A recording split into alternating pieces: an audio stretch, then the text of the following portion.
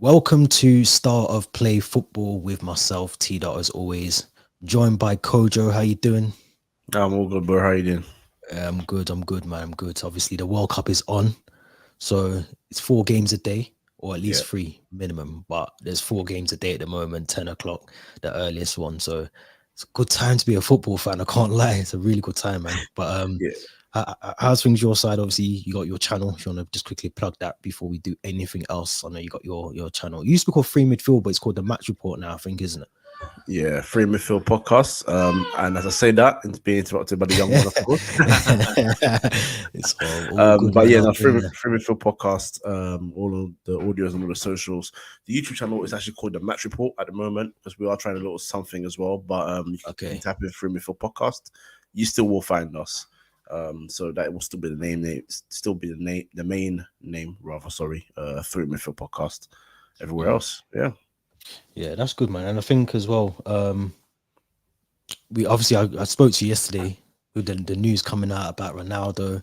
Mm. Sounds like he's been given his marching orders, his P45. As much as it says an agreement, a mutual agreement between club and player, it sounds like a sacking. We're gonna have to start there. Obviously, you're a United fan. Lot to talk about. A lot's happened in the last 24 hours in terms of the Glazers, in terms of Ronaldo. But give me your thoughts initially on the interview. Let's take it back to the interview. Piers Morgan. Do you think it was Mm. the right call for Ronaldo to do it in the way that he did it? And also, as well, did you agree with some of the points that he made in there in terms of the Glazers Um, and stuff like that?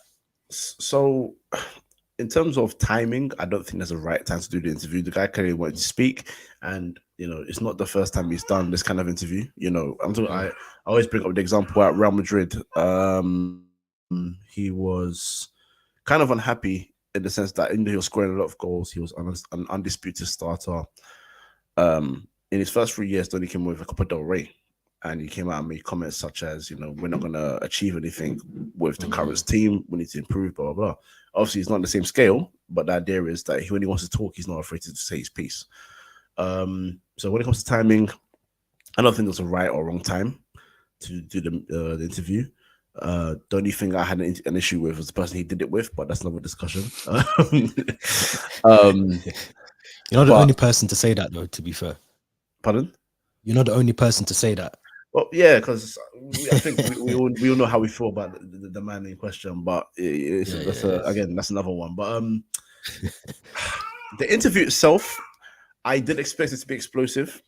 I did mm, expect it to be uh controversial, but mm, for me personally, I didn't think it was as bad as people made out. And don't get me wrong, I know that talking about the owners and the manager will get you fired. oh That's yeah, done. yeah. I knew it. Yeah, as soon as I knew that those two topics were going to be in the whole interview, I knew Mm, that regardless of whatever he says, the club's going to get rid of him, and that's that. And that's I made my peace with that. mm, Um, in terms of what I agreed with pretty much everything apart from the Ten Hag bit. But here is my take on the Ten Hag part. People in life either mm, respect or don't respect each other. When you're in such a public domain as a footballer, and such a big club, I would prefer it if you, even if you don't respect the manager, you don't say that in an interview, especially yeah, to, 100%. yeah, you and the manager can sort out your beef. If you said to the manager yourself and said, look, I don't respect you because I feel like you don't respect me, that's for you to deal with. But you don't give that to the public. You don't give that to peers and the rest of the UK and the footballing world to just literally, Mm, use that as something to now beat you with, beat the club with, beat the manager with. It doesn't help anyone, doesn't help anything. Um, so that's the only thing I had an issue with. Even the Rooney thing, you know, I think he's called very him a touchy. rat. Yeah, he called him a rat. I thought that's a bit mad. That was a bit Mad. mad. But I don't think Rooney's a rat, so I do disagree with that. So that'll be two things. But the first one about people getting mad about him talking about the looks or something, and Mm, I thought that was in jest. Me personally, they'll mm. laugh about it. It's maybe because I'm better looking. It's like, well, all right, cool. That's banter. I'm sure they've Shows run that it that shows joke. the ego, though, innit? It shows the ego that he's got Oh to yeah, say but that. we've always known Ronaldo's had his ego. Mm, So mm, anyone that brings up the thing that he's so egotistical. I'm like, well, you know that, and can't lie to Yeah. you. That's what makes great footballers. The Yeah, of guys, course. the best Leave your own players have hype. huge egos, and they prove it on the pitch. Yeah. So yeah, that's the only thing I had an issue with. But regardless, talking about the owners and all that, I'm here for it. So yeah, I didn't have much of an issue with that. But he had to go, and that's that. Do you know, I agree. I agree. When I found out he was doing an interview, I thought, yeah, this is what the club needs. The club needs someone to kind of, at that level as well, that kind of global superstar to come out and say what the fans have been saying about the Glazers and all of that stuff. So I agreed with everything he said about the Glazers. But yeah, like you said, when he started talking about Rooney and he mentioned another player, was it Gary Neville? He mentioned Gary Neville as well. And then he started talking about Ten Hag as well, and he talked about Ralph Ragnick. He didn't know who he was. How can you coach me if you're not a coach? I kind of get it a little bit. I do with him to a tiny extent. But I think the problem with it was that he knew by doing that, he wanted out in the summer, didn't he? He wanted to move club, and he knew by doing this interview, because I think Piers asked him, "Do you expect to stay at United?" And how many times did Ronaldo say, the United fans know that I've got love for them always? He knew he was never coming back to that club. He knew it, because he knew that he'd already signed the deal to exit the club. He must have, because he knew, and he knew the timing of doing it because that was done, I think, after the Spurs game, I think. But yeah, I think so. It might have been, and then dropped literally during the after Fulham game. Yeah. So it was literally like he could have dropped it the next day. Like, let's be honest, if it was Piers Morgan, he's obviously been told, hold on to this. Obviously, they need to speak to the club. The club must have been, I know clubs say they don't know. They said the same about Lukaku, but you can't throw out an interview like that and not even consult someone from the club, I don't think. Absolutely. Anyway. There has to be something like PR, I don't know, that they have to go through some sort of thing. But he knew what he was doing, man. He knew that by doing that, he was going to get that move away from United, terminate the contract, which I think he tried to do in the summer anyway. I think George Mendes said he wanted to try, and he was ready to give up his contract to United. But I think he by doing it this way, I think he thought, I might get a payout of it. I mean, he did sort of address it in the interview, saying, obviously he went for the media saying, there were lies about, no clubs wanted him, which, even from what I was hearing, I mean, I'm not a journalist by any chance yet, but you're on the way, doing it. But he was definitely wanted by a couple of clubs, especially namely Napoli, because I know Man United tried to get an Osimhen deal out of that. So the rumors were very false, and that's what he addressed that, and that's fine. I think he tried to do it for one of two things, and I think it worked in one favor, not definitely not the other. As you said, to either maneuver a move out of the club, or for the club to just say, you know what, because he still feels like he's Ronaldo, regardless of age and how much time he's got left in the game. When he's gone to Real Madrid and he's gone to Juventus, his words have had influence, like serious influence. So maybe he thought that saying this at Man United will make the Man United the club say, okay, we're not happy that you've gone out and spoken, but maybe you got a point, so we'll try and do things your way. Because he pretty much did say, I know how a successful club runs. He's not an owner, he's not a boardroom member by any chance, but we all know, especially at the peak of the El Clasico, Messi versus Ronaldo wars, when those two said something to the club, they listened ridiculously quick. It was just like, well, Messi wants this, I'll give it to him.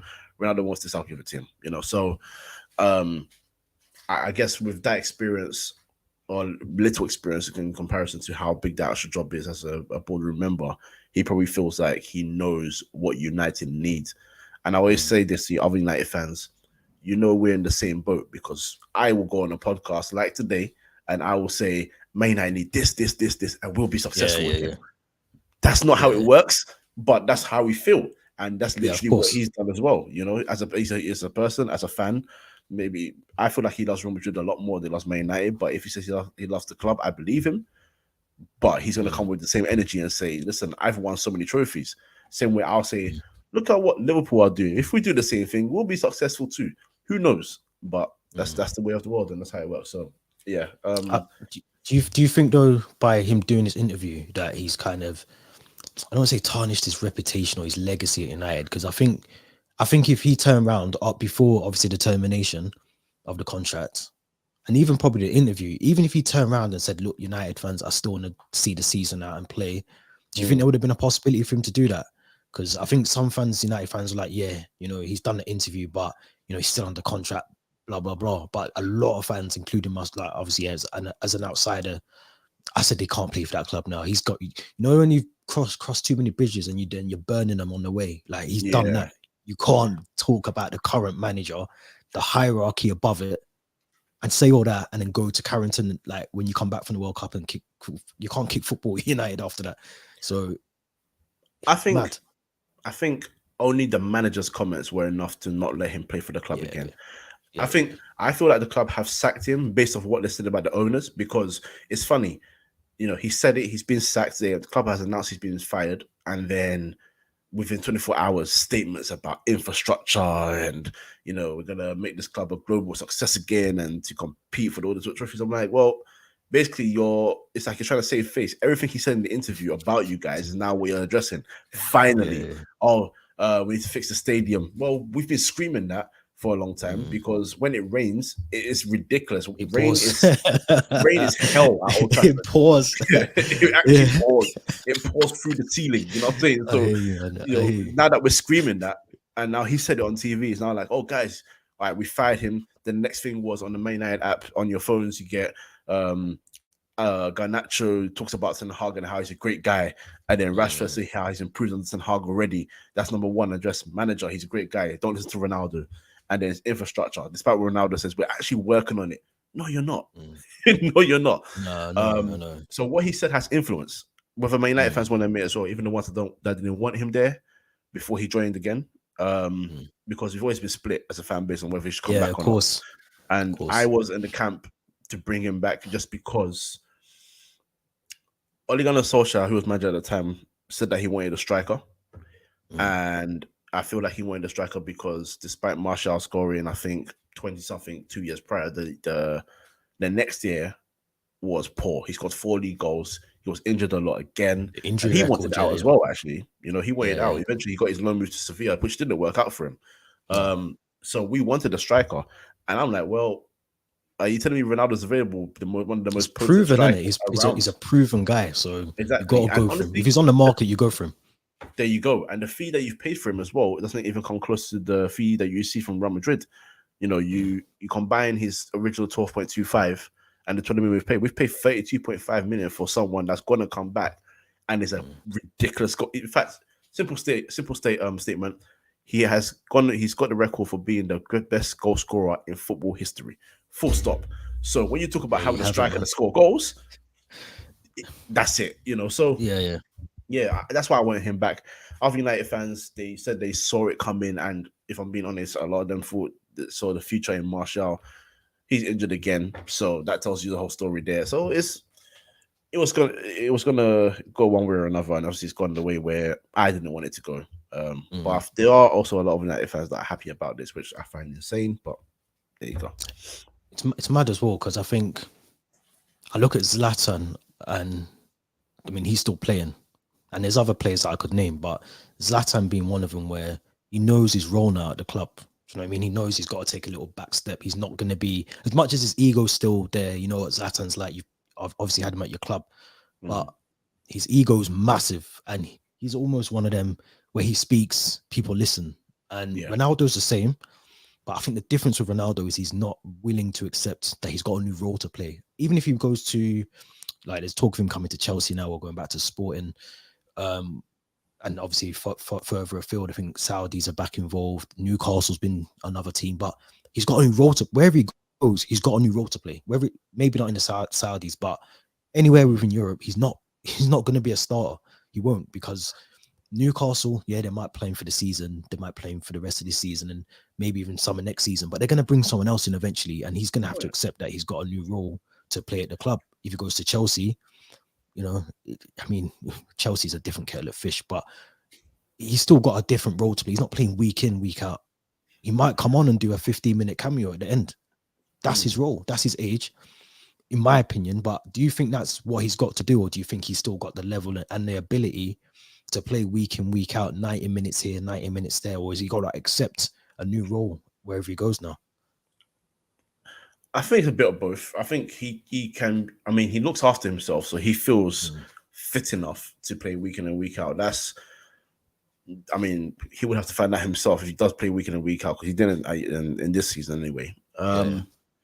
But I see a different way with him, and I'm happy you brought up the Ibrahimovic one, because when Ibrahimovic came to Man United, his thing wasn't I must start every game. He said it in an interview after he left, I think a year or two after, saying the reason why Man United will not succeed is because, one, the owners, and two, Ronaldo said it in a much harsher way in terms of talking about the younger generation. But they're not going to last. Yeah, exactly. But that's what I said about the Man United crop. Not that they're not talented, but it's like the hunger and the desire thought to approach how your lifestyle is very different to how his generation did it. And that's what Ronaldo was saying here. He tried to aim it as to the whole generation, not just Man United, to try and make it be a bit more fairer. But the point still stands. And I think if fans are honest, I brought up Martial earlier because we know Martial's talented as hell. Yeah, of course. He's a very good footballer. And just like I hate this statement because it can go for so many footballers, but on his day, yes, absolutely, he can be one of the best. But he's injured a lot, and injuries are unlucky. But I want to also believe that you're trying your best to prevent the injuries. Yeah, the best of your ability. I mean, you can't help it. I mean, Harry Kane has already been injured in the World Cup with his ankle because he got taken out. That's not his fault. But I would like to hope that you get injured and you try your best to do things to get better. Last year, you weren't playing well. When you played, you didn't play good, and you looked for a way out immediately, similar to Ronaldo. And you got your loan to Sevilla. I feel like Ronaldo was ready to accept a lower role, just depending on how he was used, because he made the point about, I know what kind of player I am. I won't come off for 3 minutes against Tottenham. There's also the same guy that wanted to play the next 45 against Man City, despite Man United getting absolutely destroyed at City. So it tells you that he's not particularly upset about starting on the bench. It's more for me, I think, the case of I'm not going to play the last 2 or 3 minutes like I'm a young 18-year-old to just see out the game, or no disrespect intended, Rob Holding kind of role where Arsenal winning the game and they bring him on just to make it a 5-man defense. You know what I'm saying? like, but that's what they do. So I think he has points. I think he has points, but wherever he does go, you're correct. He'll have to see himself playing a new role, and even at Newcastle, I mean, Miguel Almiron and Callum Wilson as well, doing wonderfully well. So you sign Ronaldo, yes, by name, by history, comparison of career, Ronaldo should start. But if Wilson and Miguel Almiron are working, you don't need to. You don't change what. Yeah, you don't change it. You don't need to drop him, and even then you'll have to ease Ronaldo in anyway, because after the World Cup, he's looking for a club. So, and for free transfers, that's going to be from January again. So, who knows? He's going to have to wait and see what happens. But it's going to be an interesting couple of months to see where Ronaldo ends up next. I was just about to ask you that, actually. Where do you think, realistically, he's going to end up? I think he should go PSG. You reckon? I think he should go. Not for the whole... I don't care about the whole Messi Ronaldo should play thing. Like that. That's not the thing for me. I think he should go PSG because... Well, firstly, for his ambition, Champions League, that's true. That's a given. True. But number two, I think he'd be a lot more accepting of a different role at that club because they've already got the original front three for the season of Messi, Neymar, and Mbappe. And if you add Ronaldo as another option, PSG, one thing they like to do is rotate. I know they lack competition in Ligue 1, but if you can keep these players fit, as another superstar to that team, I think it benefits all parties. He gets another good contract. They get a money maker in terms of shirt sales. So it balances out the money spent on him and money being brought into the club. And for the romantics, Messi and Ronaldo playing, despite it being the twilight years, I kind of compare it to when they made us wait 10 years for Pacquiao versus Mayweather. We still got it though, but I get what you're saying. Exactly. So, I think PSG, Yeah, it'd be worthwhile to see. I mean, personally, I think he goes back to Sporting. I think that'd be a good shout for Would you him. take him? Because I know he's linked to Chelsea. No, as someone said this to me before in the summer when we were linked with him then, and he comes with baggage, man. And yes, we need a goal scorer because our goal scorers have been a myth for Yeah. years now. So we need a strike. We need someone that can put the ball in the back of the net. He is that guy, but he's what, 38 now? Is he 37, 38? 38 in February, if I remember. Yeah. Yeah, so he's at the wrong. I mean, we've got Aubameyang now who isn't playing, who started well but hasn't since obviously he's been at Chelsea. So we need someone, but having two, and I don't think that's our project going forward. I think if you look at the structure that Bowley's put in now, Graham Potter, we're looking youngsters. I think we're going to look at the other end and develop players coming through, but maybe as a stopgap. I don't know. Bowley loves Ronaldo, and I think he's thinking more from a business perspective, like you just said about shirt sales and the brand of Ronaldo being at Stamford Bridge. He's thinking that side of things. He's not thinking. So if he comes in, it's a stopgap. It's a 6 month, maybe a year, but I think he might go further afield, man. I think, Saudi Arabia was mentioned in the interview, and I know they're there's clubs that want to offer him mad money again to go over there. But I think Sporting, man. I think Sporting's a shout. I'd say MLS, but that's a bit of a tricky one. But yeah, maybe there as well. But wherever he ends up, he's still going to put the ball in the back of the net. So whoever gets him, they're getting a ball off. So before we wrap up on the United stuff, because obviously we're talking World Cup as well, but we haven't got there yet. The Glazers have come out and said that they're willing to look into investors taking over Manchester United. Like you said, it almost feels like this Ronaldo interview has prompted a lot of that, and all this kind of talk now about I think it's Clearlake, the same company that was involved in the Chelsea takeover, is now involved in United. So, and they dealt with things really quickly as well, Chelsea. But can you actually see the Glazers giving up now? Is this part of the whole end of the Super League? Maybe the Super League was their final throw of the dice, and obviously that hasn't worked. So do you think now this is the time for them to sell up, and do you think they will sell up as well? It's been time to sell up for them for a while, man. Like, if I'm being honest, if I'm being very honest, they are incredible. I'm gonna say, and I hate saying this, but it's true. They're incredible businessmen for themselves, in the sense that they took out a loan to buy the club. It's a leveraged debt, and they put the debt on the club. So they essentially got a big, huge institution for free, and you're about to sell the club for billions. Like, you cannot lose. You just cannot lose.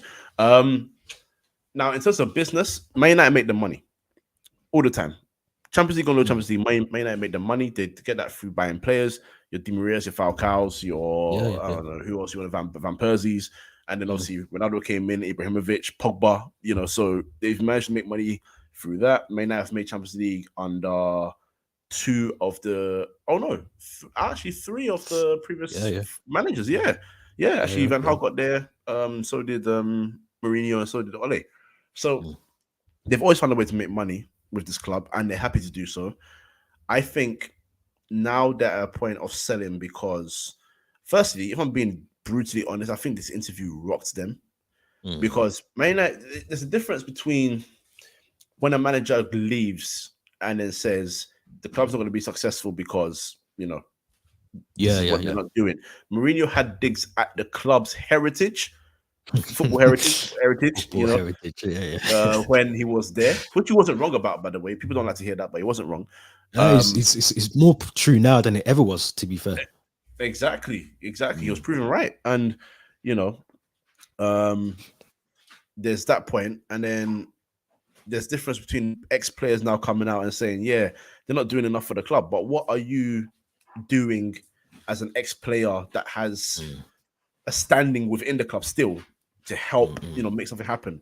Now, when you sign Ronaldo, and then he is making a statement on live TV saying this club is in tatters, they haven't improved anything since 2009, and the stadium's poor, the infrastructure, everything's poor.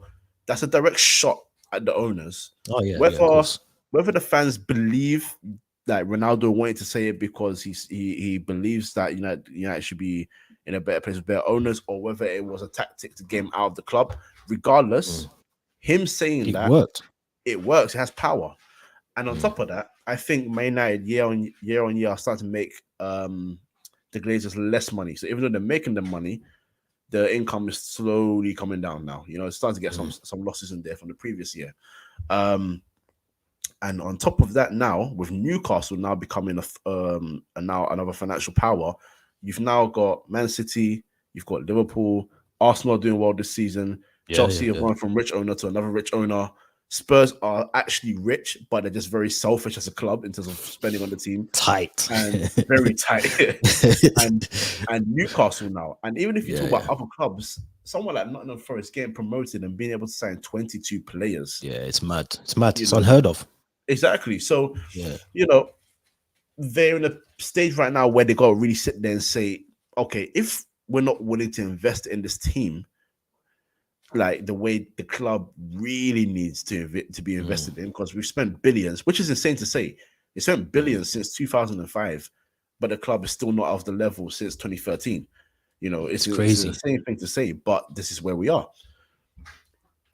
If we're not competing and the club's money is now going, the deal with Adidas is on strings. Team Viewer are not even keen on having their name on the shirt anymore. Yeah, I read that. Yeah, if all of this is happening, is it worth us staying here? Is it worth us keeping the club? For them, I feel like they got to the point where they're like, I don't think so. So I think what they're looking for is not an immediate sale, but if they get a bid of 5 billion plus, they're out of there. They're gone. It's crazy money. Crazy money, man. So I'm hoping it's going to be someone from Asia, not from America. Well, the Americans usually sell to Americans. That's the only thing. So they like to keep it in house. But I think was it Jim Ratcliffe who was interested?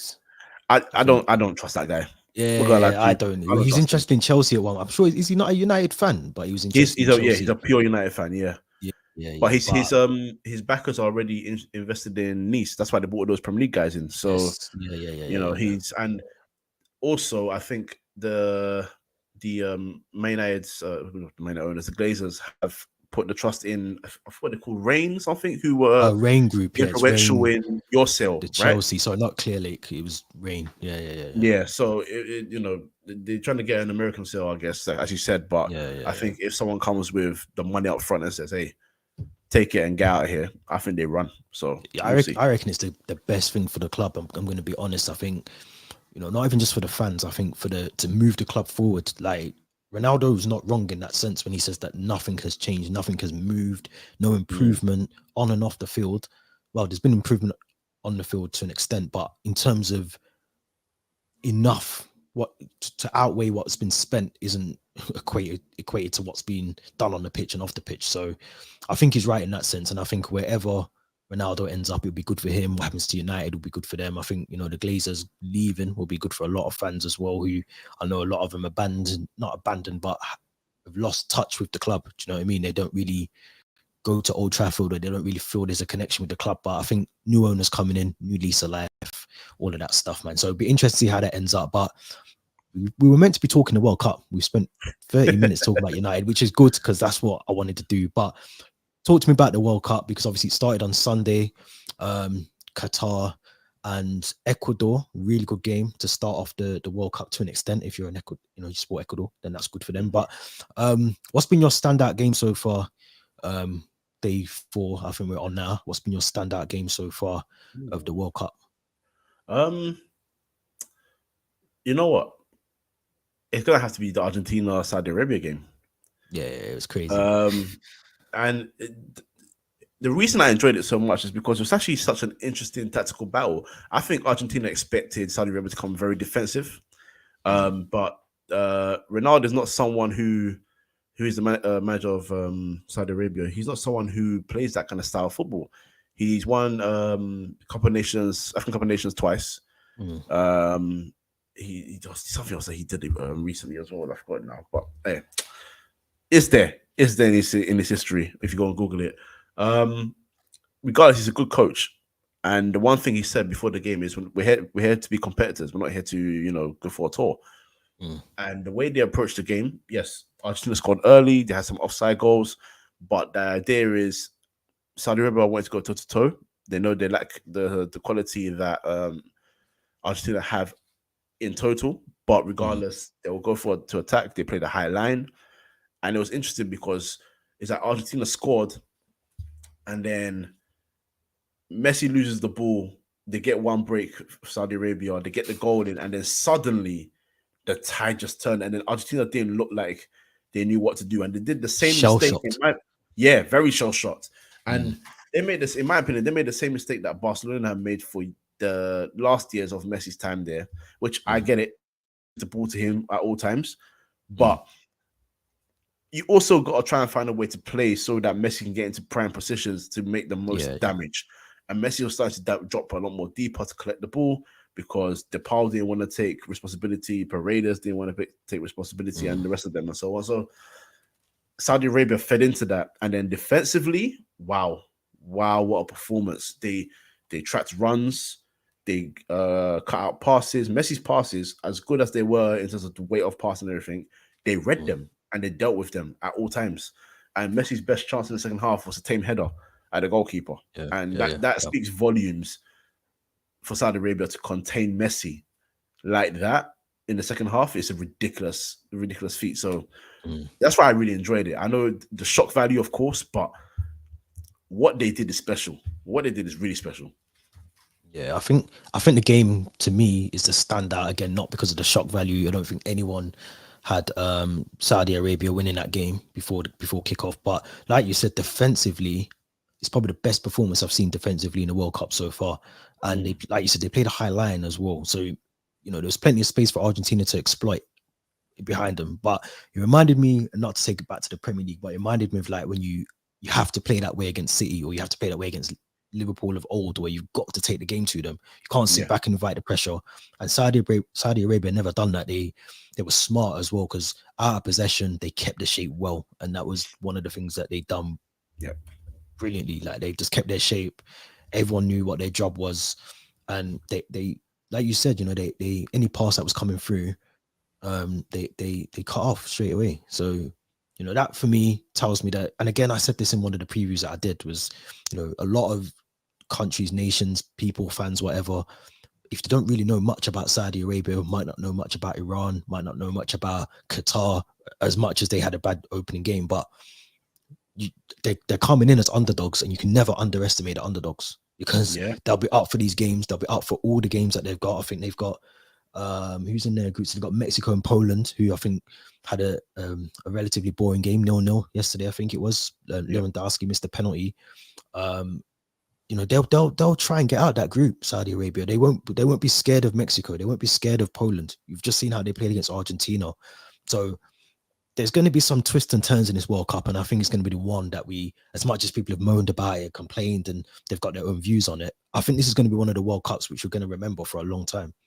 I hope so, because I think I really want the fans to get away from the whole, and I get it, the political stuff, but I just want to get away from that, because listen, if we get into that discussion, we can talk about hypocrisy on all angles. So that's another one. But the football's been great, and that's the most important thing. And the goal to win the game, the second goal that they scored, the touch, beating 3 players and then finessing it far post, is man quality goals. I celebrate the goal. I'm not gonna lie, I celebrate the goal like it was my country's goal, because it was that good of a goal. Do you know what I mean? Same, honestly. Honestly, this is what we want. We've had some fun games in the tournament so far. Obviously a couple of no-nos as you've mentioned as well. So look, variety of football. We just had to enjoy the football. This is what football does. You got Saudi Arabian fans dancing to Free From Desire now. Like, come on, man. This is what we're here for. This is the World Cup. So more of that. And they need to promote more of that, instead of trying to show a negative light on Qatar. They need to show the fans that are actually over there enjoying themselves, and not this negative, like you said, the negative side, which does need to be discussed, but not right now, I suppose. And it needs to be a constant discussion, not just a discussion because the World Cup's on there. I think come January, February, people still going to be having this moral high ground, and the presenters, the pundits, or some pundits that have gone over there talking about it, are they still going to be keeping the same energy in February and March and April? It's a constant conversation, like with anything like this. So I agree with you 100%. But England 6-2. A lot of people screamed it's coming home after that. And I mean, look, no disrespect to Iran, like I just said, I actually expected them to play a lot better than they did. I thought they had a poor game. I don't know if they had a poor game or England just looked really good in terms of how Gareth Southgate set them up. Obviously, we're used to Southgate 5 at the back, very defensive. But he took the chains off, man. He took the leashes off all the players by the looks of it, changed it to a back 4. Bellingham running the show in midfield. But what was your thoughts on the England-Iran game? No, England were good. I thought Iran kind of paid them a bit too much respect. They weren't pressing as much as I thought they would have, trying to trouble the defense as much as they wanted to, because when they did, they scored 2 goals. But England were good. England were really good, because they looked like they had a plan. They looked like they had a tactic that was going to work. The midfield of Bellingham and Rice was fantastic. They ran the show, and they allowed the front guys to just do what they want to do on the ball. You know, Saka enjoyed, Rashford when he came on, when he enjoyed, Kane to assist, Sterling, lovely goal. You know, and they also allowed the fullbacks as well to go forward and do a better results. Trippier enjoyed. That's Luke Shaw. And that's what you want from your team at the end of the day. Simple balance, simple going out. My issue is, are they going to do this for the whole tournament? That's my problem, man. This is because you have really shown that you have goals in you. You've got guys come off the bench and score and assist each other, and you know, make more trouble for a team that's ranked 20th in the world. They're no bums by any shot. They got a good striker in Taremi as well. So Brilliant player. Yeah, so they got a good team. But you went out there, all guns blazing, and said we're gonna put the knife to you and just, you know, put you away, and they did. But I don't want him to maybe draw, I don't know, like a Spain, for example, and I see a back 5 again. That can't happen. I think we will. Cannot happen. It will. I agree. But you can't do that, because England, in my opinion, should be Euros winners and World Cup finalists, not semi-finalists and finalists. Because when they took that lead against Italy, there was no reason for them to sit back. They should have gone for goal number 2 and 3, because Italy won the ropes. Didn't do that, gave Italy the game a chance back to get back into the game, and the rest is history. Against it was Croatia they faced in the Croatia.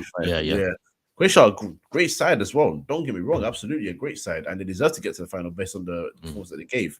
But you took the lead in that game as well, with Kieran Trippier with a free kick, and you threw that one away as well because of your approach. So Southgate, I'm not a big fan of him. So for me, I'm screaming for him to give me something to believe in, because right now the 6-2 win was great, but the first thought that came to my mind was, are you going to do that again? I don't know. I think we'll see it, man. I think as the if the knockouts are there for the taking, we got to remember Wales and USA are in the group as well. We can't underestimate USA. Can't underestimate Wales, even though I thought they played poor in the first half in their game, and they were lucky to get a point out of it. But you can't underestimate. I think if a bigger team, Argentina, or I can't remember who can have who in the knockouts and how it works. I've got it written down somewhere. But whatever team England can face, he'll go to. I mean, he brought on Eric Dyer, and for me personally, Ben White should be coming on for Harry Maguire, who was concussed. I can't believe and that's why I think he will be his downfall. I think the fact that he won't utilize. I mean, Ben White, as much as he'll be playing right back, naturally he's a centre back and he plays well. Defensively, he's defensively switched on. To bring on Eric Dyer, who you know has got 1 or 2 mistakes in him, very clumsy, very last ditch tackling, and we've seen the refs, they're not messing around with VAR and penalties and all that, and they're not messing around. So to bring him on tells me that he wants to bring him on Friday against USA if Harry Maguire isn't fit. I think things like that will, and even Phil Foden. I mean, how's Phil Foden, arguably one of England's best players, sitting on the bench, and you've got Mason Mount, who didn't have a bad game, but surely you're putting Foden in there. And you know, someone said to me the other day, maybe you're resting Foden for another game. This is every game is a knockout, whether it's group stage or not. you have to get out of the group. You have to play every game like a final, in my opinion. And if you don't do that, you don't deserve to win the World Cup. You can't rest players in a tournament. This is not the Premier League. There's not 20 odd games. But it's not surprising, isn't it? Because if you judge him on his selection for the tournament, his favourites, it's not form. You know. Yeah, of course. Harry Maguire doesn't start this game if you're talking about form. Should Pickford? I know he plays well for England. He plays well for England, but but you know, unfortunately for him, he's not playing for England every week. He's playing for Everton, and we're seeing mistakes when he plays for Everton. Whereas Pope's part of the best defense in the league this season. Yeah, of course. And Ramsdale has massively improved, and he's shown it. And he's a comfortable goalkeeper.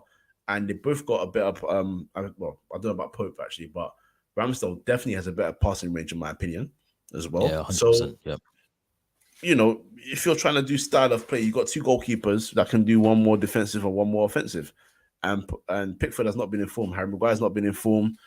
You know, Mason Mount he's been in and out this season. You know better than me in terms of watching the whole game, but from what I've seen, he's been in and out of form. Whereas Foden has had a bit more form than him, in my opinion. So, you know, you pick on form. Sterling's not been in form. I know what Sterling brings to the England team for him. You know, I know what he does for the England team, and for Kane. You saw it. You saw the goal. Yeah. You know, they combined again. But if we're talking about before the game and we're picking the side, none of us are picking him to start because he's not been informed. And I was saying this on my podcast that this is a mid-season World Cup. So even though I know in the summer they go away for 2 or 3 weeks, have a break, momentum's now lost. So now you can think about bringing players for tournament-style kind of football. This is a mid-season one. They had a week off. And they're already back into the swing of things, just like it's a normal Premier League weekend. So you need your players to be match fit, to have the match sharpness. So when things happen, because last time we tried it, that friendly against Germany, that they pulled it back, but Harry Maguire was mistake for 2 of the goals because he wasn't ready to play. That's just the truth. It's not to pick on him. If you're not ready to play, you're gonna make mistakes. That's just how it goes. You know. True. But yeah, that's how he's picked the lineup as well. Luckily for him, it worked. So hopefully the next game, those players can continue to play well. But until I see England maximize their potential, it ain't coming home yet. Then exactly. I want to touch on some of the other games coming up this week because obviously Portugal, Ghana, big game. Obviously, we've just been speaking about Ronaldo and Bruno Fernandes. I mean, Portugal got a relatively good team, but I look at Ghana. Talk to me about them because I think they can get out of the group, man. You know, Uruguay, South Korea, Portugal. At the moment, you don't know how they're gonna react to all the stuff that's going on with Ronaldo. It's a massive game tomorrow. It's a huge game, man. I haven't been this nervous since. I guess the Uruguay game, innit? Which I'm not going to go into because that's sore. It's madness. But no, the reason why I'm a bit more optimistic more than ever is because we've got players coming in that have joined the country after so many years. Of course, you know, you have to persuade your Lantes and your Inaki Williams to join. Unfortunately, that's part of the parcel of picking players for international duty, but they're here and they're good players. And a result that gave me a bit of promise, even though it was a friendly. We faced Switzerland in a friendly prior to the World Cup, and we beat them 2-0. And we were not at full strength, but they were. And it was a competitive game. It was approached that way. So that gives me a bit of promise because Switzerland are a good team. They're a very good team. Yeah, of course, yeah. Now with Portugal, I don't think Portugal are distracted by the Ronaldo stuff because as far as they're concerned, from what I've heard from every player in terms of press conferences or little snippets on Twitter via videos, they're focused. And more than anything, they're just used to everyone talking about Ronaldo anyway. It's just another thing, you know. And a lot of them don't play with him at club level anyway, apart from, now 2 of them don't do anymore. Bruno is no longer a colleague at Old Trafford, neither is Dallon. Yeah, it's true. So, you know, they've got, there's no more baggage. I think they just go out there and do their thing for their country. I think if you're talking about club, maybe a bit different. But for country, we're here for one thing only. He's done this interview. He's left his club, but he's here with us and he's ready to play. He believes in the team because he said it. He believes we've got a good young generation and more established players. coming into this team and ready to play in this World Cup. And they've got a very strong team. If you're talking about depth, they've got three. They got two good goalkeepers. I'm not a big fan of Jose Sa, so I'm not going to talk too much on him. But they got three. I think they got two good goalkeepers. They got a strong defense. Ruben Diaz and Cancelo are winning Premier Leagues on a consistent basis. At City, Dallow's got some form in him. Nuno Mendes is a young talent coming through PSG. You go to the midfield, Bruno Fernandes, João Felix, Rafael Leao in form. There's quality. There's quality. Ronaldo Silva. Vitinha, exactly. You know what I'm saying? Vitinha, there's quality in that team. So we can't underestimate them. Sincerely, as much as I should love Bruno Fernandes and Dalot for playing for my team, as far as I'm concerned, for the next 2 weeks, or particularly on Thursday, we're ops. I hope we get popped by Ghana. But I'm optimistic, and I genuinely believe that we can leave that group as well with 7 points. I think we can leave with 7 points. I think we can draw against Portugal and beat the other two. So I'm optimistic. Yeah, and I think that's what I was just saying. I think you look at the group. I think ultimately this game is a big game because you get 3 points tomorrow. You can not relax. Like I said, every game's a final, but going into South Korea and Uruguay, obviously with the history as well, that's a big game as well. So I think those two games are 100% winnable. I think, like you just said, the Portugal game, you look at on paper, obviously Portugal got a better team, I think, but there's still, you can't underestimate any team in this World Cup. You just can't do that, because I think you go into that with that mentality and you'll get picked apart. So I think that's the juiciest game. I would say Brazil, Serbia, but I think Brazil will take that. But tomorrow, that is the game. Unfortunately, it's 4 p.m. and I'll be traveling, so I won't be watching it at home. But I'm going to have to. I know. I don't know how I've messed up tomorrow. I'm missing a lot of football tomorrow. But that's the game I'm looking forward to tomorrow, man. I think that's the key standout game for this week, anyway, at least. But I'm going to end this soon, but I want to. Who is your World Cup winner this year, or this World Cup? I've got Brazil down to win it. Everyone's got Brazil, man. Yeah, I looked at their squad and I was just like, there's something very problematic about this team, in a good way for them, not in a bad way for everybody else. But I think they've assembled a good squad.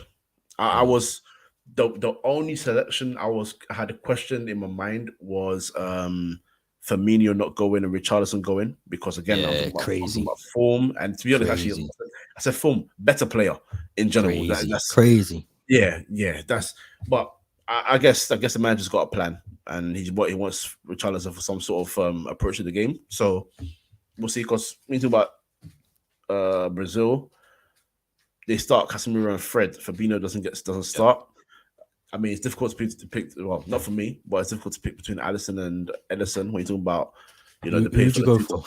Alisson, all day Alisson. Yeah, okay. Just because I know Ederson's a good goalkeeper. It's not to disrespect him in any way, but I feel like he's a lot more of a on the ball goalkeeper rather than a good shot stopper, commanding goal. Yeah, whereas plays a lot with his feet.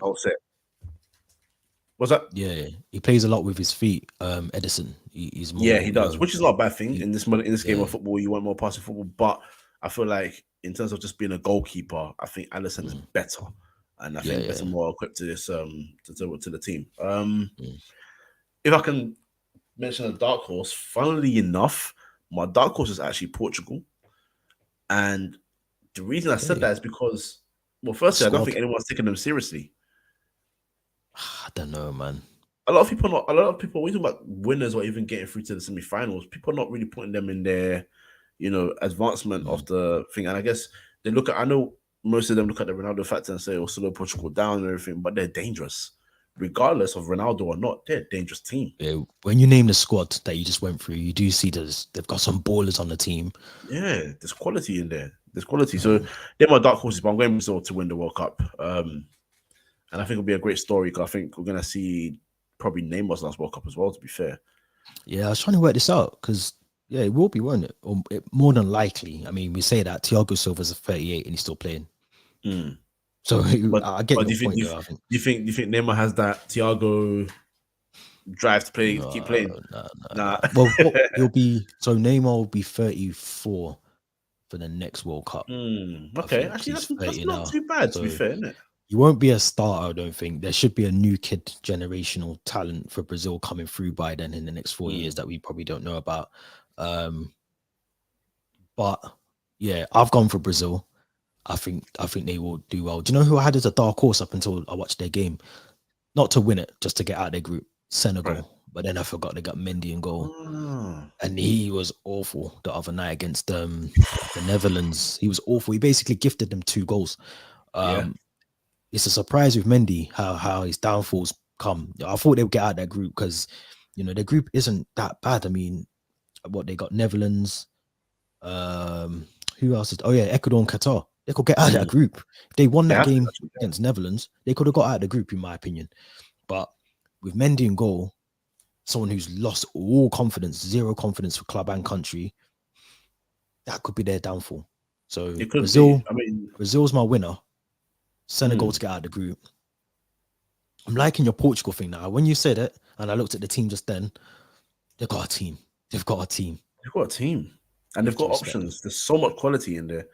Your Senegal one, they do concern me because I know they lost Mane to injury, so that is very unfortunate. That's a huge part of their team, or the main man anyway. Yeah, But yeah, the Mendy factor, like I think losing his spot to Kepa really hit his head. Like it's riled him. I think he thought Kepa had no chance of ever coming back to be a number one or even compete for number one because I don't know if Kepa can be now called the undisputed number one. It's a very short amount of time so far. yeah, yeah. But so far, Mendy does have a look in, and if you perform like that in the tournament, Mm, you go back. You're not giving Potter any reason to start you again. You know, yeah, if I'm being honest. But yeah, I hope they get out. I hope they do. yeah. Yeah, I think they got a chance, man. I think it's a good shout, but at least we're on the same page because Brazil has to win. I got money on it. I've got Mm. everything on it. We need to see them win. I'd love to see them win just for the fact that deep down, man. I remember Ronaldo is my favorite footballer of all time, and I'm talking Ah, Ronaldo, not R9. CR7. Yeah, Yeah. R9. So for me, I always have invested. I have to watch every Brazil game. I have to follow them because they're just my second team. Um, Obviously England in the back of my mind, I want them to go and win the World Cup just so I can say that I've seen England win the World Cup. But the likelihood of that happening is a lot less than Brazil. And now that you've said Portugal, I've got Portugal above them as well. So, but there's going to be some interesting fixtures, interesting games as well. I think, over the next couple of weeks or so, I think I'm looking forward to obviously Belgium starting their campaign. Spain, I think tomorrow, or is that, they're today, and Germany. So Spain, Costa Rica today, Germany, Japan, I think later today as well. Mm. Haven't mentioned France, but they look very good yesterday as well. Albeit against Australia, but they look good. So you can't really. Could you put them in the mix? Could you see them? I mean, Giroud had a really good game. Mbappe, got to be I in the like mix. France. I like France, but let me tell you right now, bro. There's someone that starts for them that scares the daylights of me when I watch him, and it's Upamecano. I don't like that Yeah, guy. yeah, I yeah. do not like that. I think he is pants, to be honest. I had a nickname for him. What was it? It was Mont because he's French, so I had to just think of a name. So I've called him Montpellier Maguire. I just don't like him. Yeah, he I is. think He gives the vibes, isn't it? The same he's vibes. Same clumsy, vibes. man. He's clumsy. What do they Yeah, call it? The bozo gene. That's what they call it. Yeah, yeah. I think he's clumsy, man. Uh, I don't trust him, but we'll see. We'll see. yeah, yeah, yeah. They're a No, good team. They still got a good team. Oh, and Rabiot. yeah, Jesus Christ! Wow. yeah. I was waiting. That's what I thought he was going to say. I thought he was going to say him because I know you're not a big fan. Oh hell no. Um, you might see him at United after this now. New owners, no Ronaldo. Rabiot comes in. His mum's there with him as well. It could happen, man. Could happen. But thank you very much for coming on. It's been a good hour, good time to talk about the World Cup. Obviously, the United stuff as well. Could not have anyone else on to talk about that. So appreciate you taking the time out to do that as well. Plug the stuff again. Free midfield, the match report on YouTube. I'm going to put a link in the description, but just tell all the people again where they can find socials and stuff like that. Firstly, thank you for having me. And shout out the channel as well. So now that I know about this as well, everyone like and subscribe to this channel as well. This is gonna be a great channel for T Dot. But yeah, Free Me for podcast. Again, all audios, all the audios, all the socials. That does include even TikTok. So as many socials as you want. Free midfield is there. You've got the TikTok as well. Even TikTok, yeah. We used it for I think 2 posts. When they start using it a bit more now, especially I during need the to World get Cup. one. Yeah, I need to get one. Yeah, man, it's great. It's a great platform. I can't lie. I started to Yeah. actually appreciate it. So yeah, I need to get TikTok one. as well, and Twitch. Twitch is a lot less used, but Twitch is Okay. there particularly soon for Football Manager 2023. So that'll be interesting. But other than that, yep, all your audios as well from Midfield, Spotify, Apple Podcast, and then YouTube, the Match Report, or through Midfield, whichever one you type in, you'll find us. Yeah. Appreciate you, man. Appreciate you coming on. As Kojo said, man, subscribe to the channel, hit the like button, let us know your thoughts in the comments as well. All the links to what Kojo just said and all our links as well, style of play, will be in the description. So again, Kojo, thanks for coming on. World Cup, we'll get another one of these in next week or so, discussing some more World Cup and other things taking place in the footballing world, man. Thanks for watching. We'll be back soon.